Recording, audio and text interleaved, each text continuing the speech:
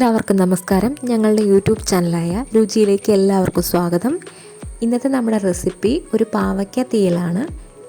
എന്നാൽ നമുക്ക് വീഡിയോയിലേക്ക് കടക്കാം. അതിനു മുമ്പ് ഞങ്ങളുടെ ചാനൽ ലൈക്കും സബ്സ്ക്രൈബും ചെയ്യാൻ മറക്കരുത്.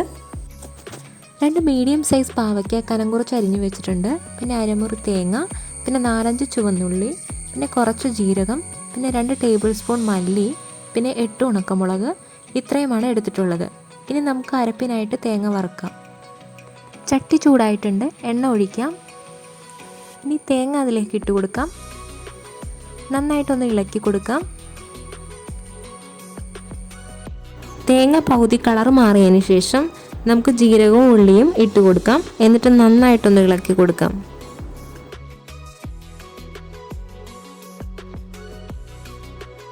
തേങ്ങയുടെ കളർ നന്നായി മാറിയിട്ടുണ്ട്. ഇനി നമുക്ക് ഉണക്കമുളകും മല്ലിയും ഇട്ട് കൊടുക്കാം. അത് നല്ലപോലെ മൂക്കുന്നവരെ ഇളക്കി കൊടുക്കാം.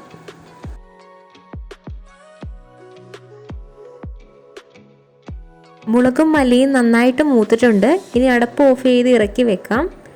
എന്നിട്ട് ചൂടാറിയിട്ട് നമുക്ക് മിക്സിയിലിട്ട് ഇത് അരച്ചെടുക്കാം.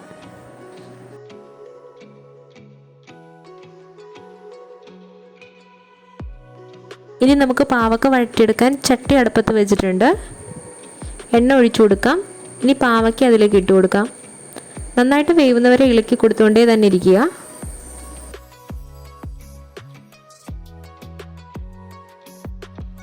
പാവയ്ക്ക ഒന്ന് വാടിയതിന് ശേഷം പച്ചമുളക് ഒരു 4-5 ഇട്ട് കൊടുക്കാം. ഞാനിപ്പോൾ ഇത് വട്ടത്തിലാണ് അരിഞ്ഞിട്ടുള്ളത്. കുറച്ച് ഉപ്പ് ഇട്ട് കൊടുക്കാം. എന്നിട്ട് കുറച്ച് മഞ്ഞൾപ്പൊടിയും കൂടി ഇട്ട് കൊടുക്കാം. നന്നായിട്ടൊന്ന് ഇളക്കി കൊടുത്തുകൊണ്ടിരിക്കുക.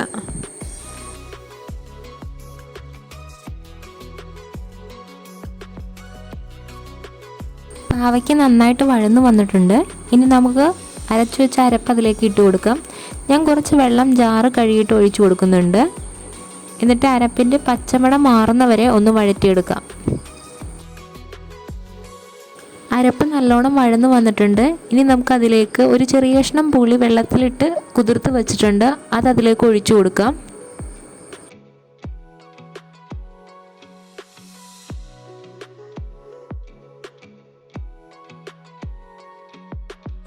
എന്നിട്ട് നന്നായിട്ടൊന്ന് ഇളക്കി കൊടുക്കാം. ഞാൻ ആദ്യം പാവയ്ക്ക വഴറ്റിയപ്പോൾ കുറച്ച് ഉപ്പിട്ട് കൊടുത്തായിരുന്നു. എന്നാലും ആവശ്യത്തിന് നമുക്ക് കുറച്ചും കൂടി ഉപ്പിട്ട് കൊടുക്കാം.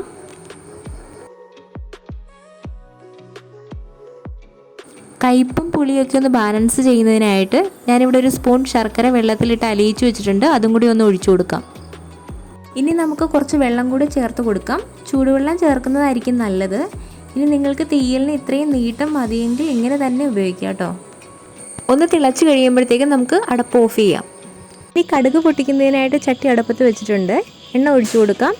ഞാനിവിടെ കുറച്ച് എണ്ണ ഒഴിക്കുന്നുള്ളൂ. കാരണം തേങ്ങ വറുത്തത് കൊണ്ട് നല്ലപോലെ എണ്ണയുണ്ട് കറിയിൽ. അതുകൊണ്ട് കുറച്ചേ ഒഴിക്കുന്നുള്ളൂ. കടുക് പൊട്ടിയിട്ടുണ്ട്. ഇനി നമുക്ക് കുറച്ച് വറ്റൽമുളക് ഇട്ട് കൊടുക്കാം.